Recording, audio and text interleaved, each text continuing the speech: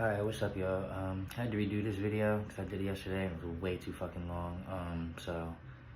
I'll try to remember that this may be the first actual video that you're watching amongst the plays. But yeah, it was way too long yesterday because I was going over a lot of things for the first time so that I wouldn't have to explain them in the rest of the videos to not be too long, but it was too fucking long. So, real quick, the personnel, the letters and whatnot, it just comes from like West Coast offense where they have X, Y, Z, H, F, you know, for the tight end, fullback, halfback and shit.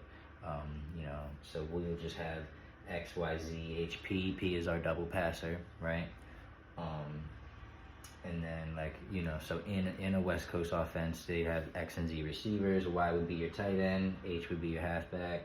And then, so like for us, if we, I don't know how serious we want to take the personnel aspect of it, but just to have the versatility of different types of bodies on the field at all times in our like base offense look, you know, this would be like a halfback style player, like a Pop or a Frank or really anybody that we trust, you know, just getting the ball to, they can make plays with it once the ball's in their hand, shifty and stuff like that. Y, again, in the West Coast would be a tight end.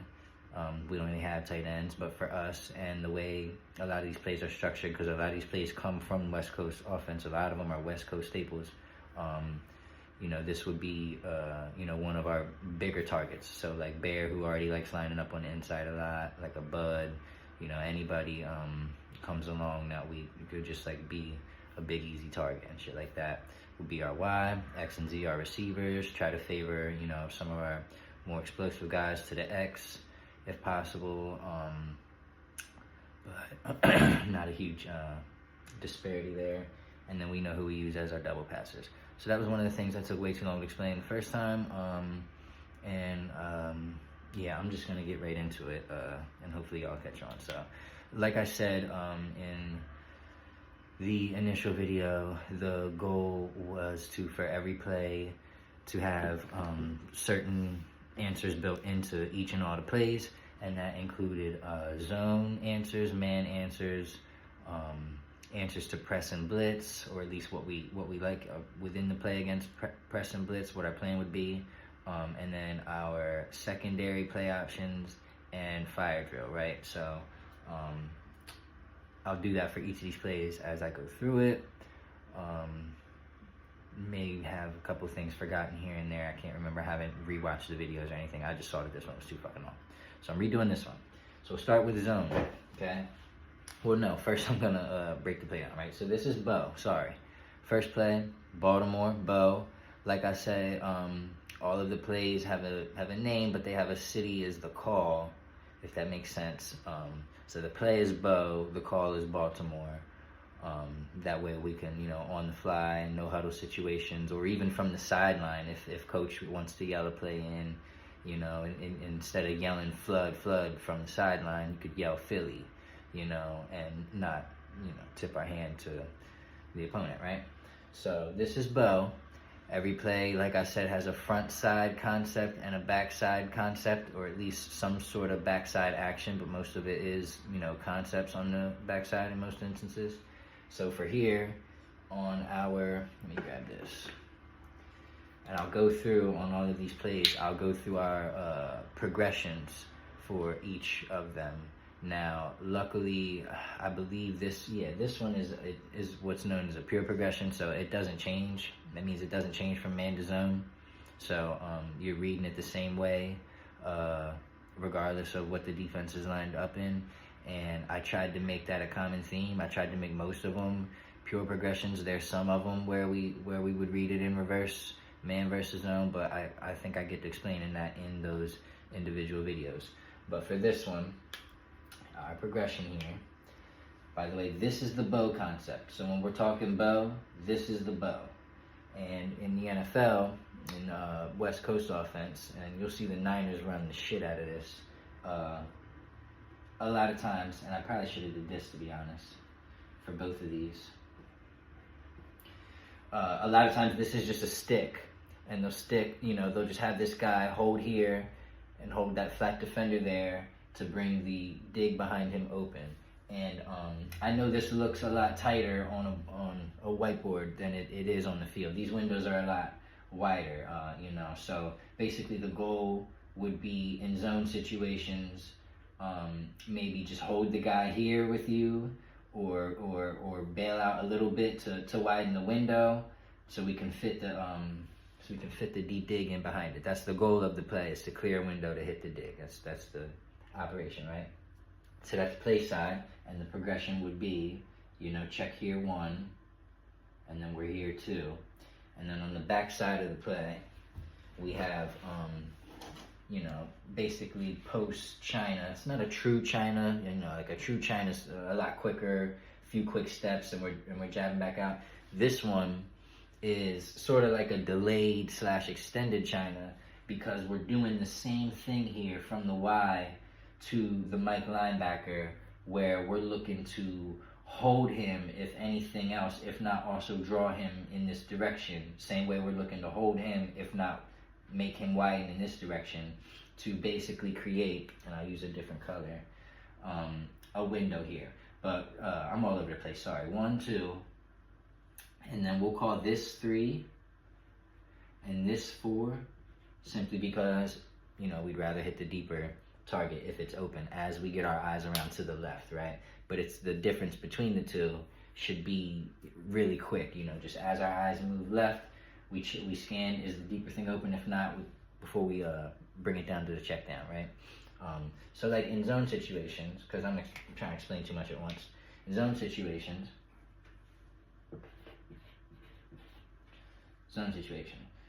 in every play, and in every, you know, zone beater concept, we're looking to get guys in 2-on-1 conflicts, or get one side of the field in a 3-on-2 disadvantage or something like that. Just get numbers on numbers advantage.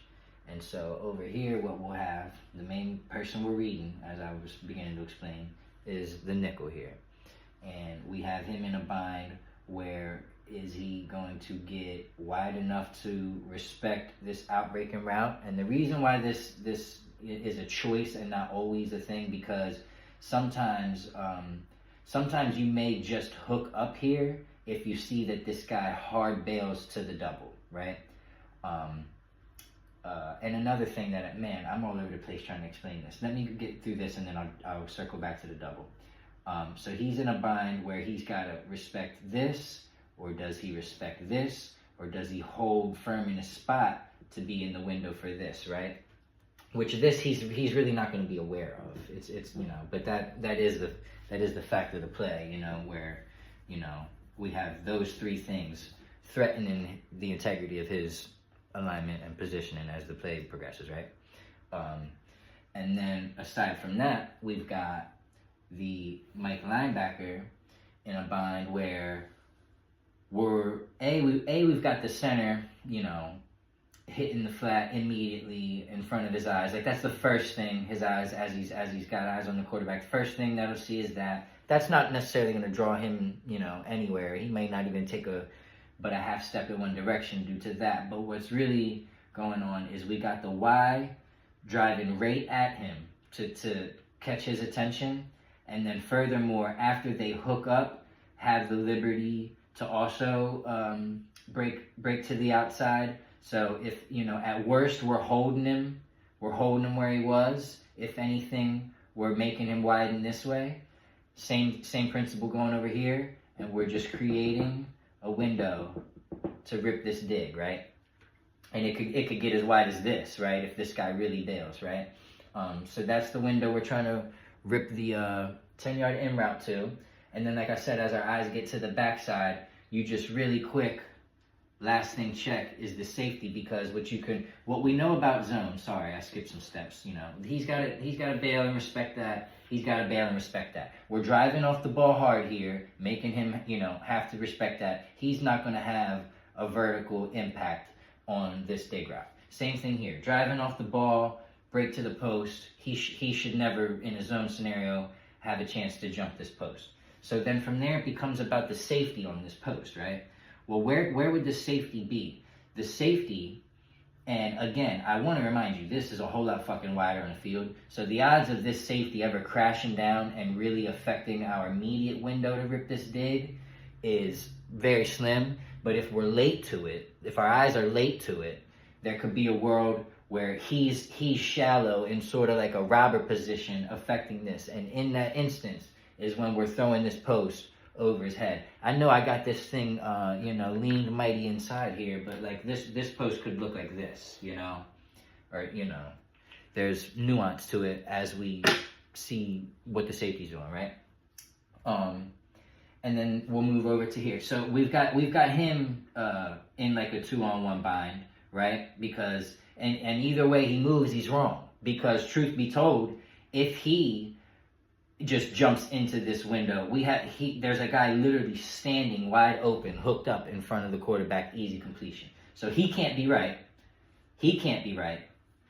And this safety needs to do his job, or it's a house call. So it's really everything around the dig, making sure that the dig is there to be had, right? And if it's not, we see who's in the space and we immediately know where to go to it. So if this guy has fallen back into this, we know we have two choices to go with it. If we see the mic fall into this, we got a guy hooked up right here. If our eyes move over to here and this guy has jumped into here, we have a wide open drag over here, which this immediate drag is the first thing going to flash across his face, right? As this Y drives inside and this goes this way, there's really not a world where this guy just stays hooked up inside with him when he is flat responsible, right? So this drag draws this guy out. This whole window is open for to get it to the Y if this X jumps in this window. And again, with the safety, he gets to crashing down playing a robber, and we're over his head there, okay? That's zone.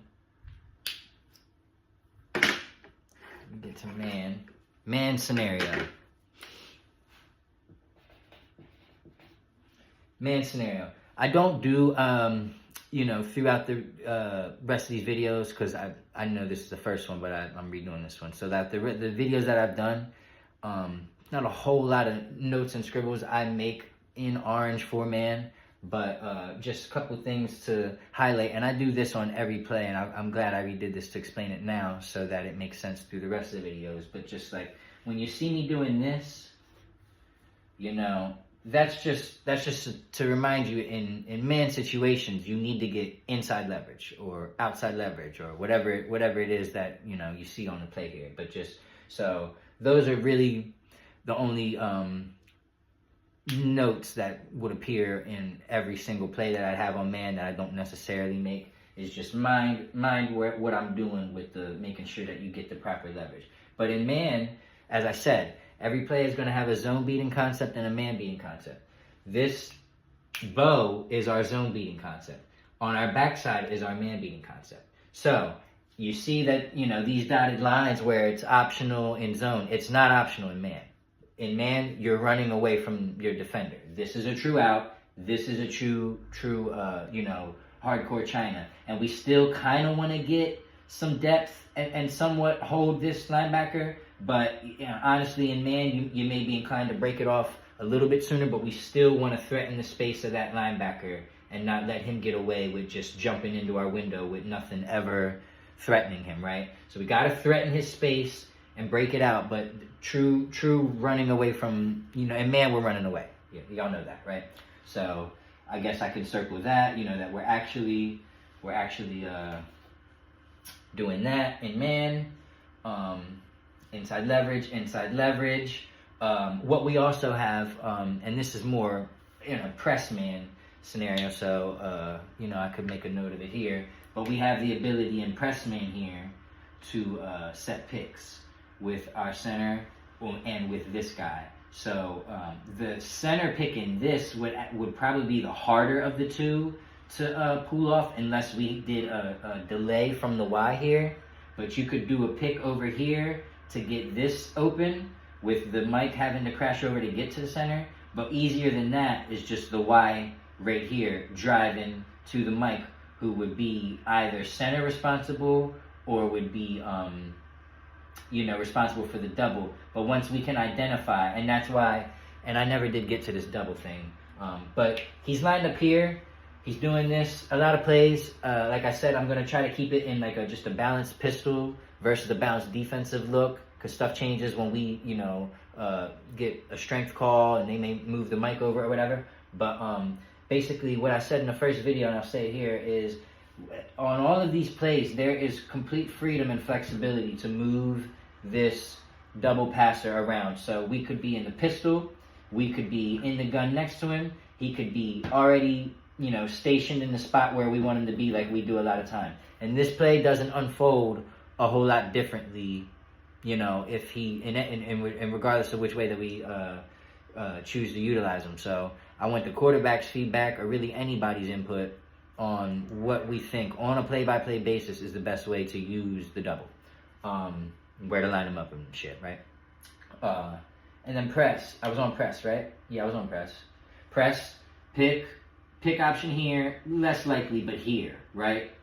Press here. We get to the guy, whoever we identify to be, because the safety may come down or whatever. Whoever we identify to be responsible for the center, set a pick there, get him wide open to here with no help coming because we're driving him off. He's got to stay inside, like he's going to break inside. This is going to look like a route to him, right? He'll be in here. We'll set the pick. This is wide open. He drives him off.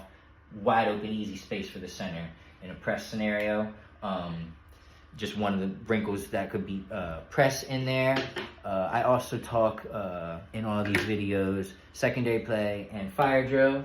So let's do it. I'll do it in the order that I actually do it in the rest of the video. So that secondary play, I told y'all in the initial video that built into each of these plays is the ability to get to a secondary play with the double, right? So this is kind of how I'll break it down on each of these plays, right? So let's say we're going through our progressions, didn't get it to somebody, rush is coming, got to get it to the double. Okay? With the double, as I said in the video, every play will have a near sideline deep and shallow option and a near hash deep and shallow option. So here we go. We get it out to the double, this right here, shallow sideline. You, as the Z, if you get your head around and you get to, and maybe sometimes as soon as you get your head around, we've already given it up to the double. Or you get to here, or you're clearing the window, and it gets to the double, you break to become the deep option, okay? And then from the backside here, as we hook up here, or even after we've broken away, if you see that it gets to the double, you are the near hash option, and this post, if we're breaking it, I don't care if we're going deep or how like we're trying to get behind the safety's head regardless. But like if you're out of your break and you see it's gotten to the double, unless this safety is too shallow and it's still worth it to try to go over his head, because mind you, that's the harder throw for this guy, especially if he's on the move to try to get it over the safety versus just crashing down to here. So this is really where you're trying to be, unless the safety is literally unless you're out of your break and the safety's done one of these things and it's like, I know that's where I'm supposed to be, but I mean, money's waiting for me and why would I run into coverage, right? So that's the nuance to that. But other than that, this is kind of how it's going to be on each of the plays, where on the secondary option, once the double has it to whatever side, and I'm going to try to, I think I tend to do all of these to the right. We have right-handed quarterbacks, so it'll be easier to understand and whatnot. But boom, boom, boom, boom, those are the areas where we're going to either have options already there or it's their job to work to there, right? So that's that. Secondary. After that, we have fire drill. So every play, like I told y'all in the other video, every play is going to have a fire drill option, meaning if I have to roll away from my hot, which is usually the double, if I have to roll away from that due to the rush, the way that they're bringing the rush, if I have to roll away from that, who is my hot option? And every play will have one. And in this instance, it's our center. And we also have a secondary one behind it with the China. So this play, should we have to bail in that direction? So this is the whole theme of this offense, is having our play never be dead. And even when the defense beats something or does something right, there's the next thing that they have to beat, right? So even if they cover our primary look, we're trying to get to our second, we get to our third, you know, even if you can, if we get through our progression and you've covered the play, we still can get it to our double and have a secondary play. Now can you cover that? Because now we're breaking the different spots, and that may exploit the coverage you're in, and that's not suitable to do what we're about to, you know, put you through here, right?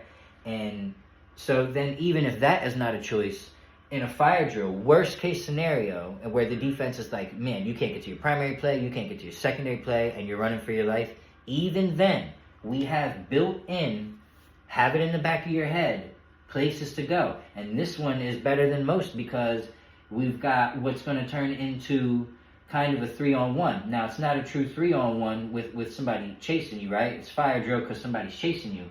But, you know, if we're getting away from the pressure, we got 2 targets to hit. We can manipulate this guy to keep him, to get him wide to create a run lane, or trap him inside to get a run, whatever, right? So, and then if not, if he's just stepping up to respect you, 2 different guys to dump the ball to, right? So that's going to be built into every play too. Is like this play went to shit, I'm running away, and we still have answers, okay? That's fire drill. Press. Press and blitz, I can't remember how extensive I get into press and blitz on all of them, but in terms of like drawing shit on the board or whatnot, but yeah, I began to talk about press here because I already did this, right? So press, yeah, we've got picks, we can set picks here, obviously we can just get separation here, right? So I probably, as you know, in a press situation where we're really just, you know, trying to get leverage, get to the same spot, right? And the bow can still be had against press, honestly. As long as we get leverage, we clear this window, we hold this guy, breaking away from the target, we still can hit that, right? In breaking routes are easy to hit, even if there's, you know, tight coverage and shit. And then what else? Blitz. On this particular play, and I'm going to say it on every play, our built-in blitz beater is always there with the double, right? Like if we're getting blitzed, and you know, that's how we play now, but if we're getting blitzed, you know, get it to the double, get into our secondary play. There's no shame in doing it again and again, especially if it continues to work, you know, to get a team to stop blitzing us. You know, obviously, if we're up against teams that just continue to blitz the living hell out of us, there would be a game plan shift into not, you know, making them resort our offense to every play, just getting it to double. We have other plays, like I mentioned through here, where we could just line up, run our primary play to beat the blitz, but built into there, if the rush is there too fast or what have you, get it to the double, make them to play to defend the secondary play. But this is also, in and of itself, this route is a blitz beater if we run it quick enough, this China. So that is a site adjustment call that we can make to say, you know what, you know, screw fucking with the mic. I got to get this out quick. Just run a true China route, jerk route, whatever y'all, whip route, whatever y'all used to calling it or what have you. But, you know, just lose them quick is another adjustment we can make. For that. So I won't write press and blitz. Man, I said I was going to make this video shorter, and I don't even know how short it is. That's crazy. Let me end this here. This is bow. Bow concept play side. Post China backside. Love this against zone. Love this against man. Options.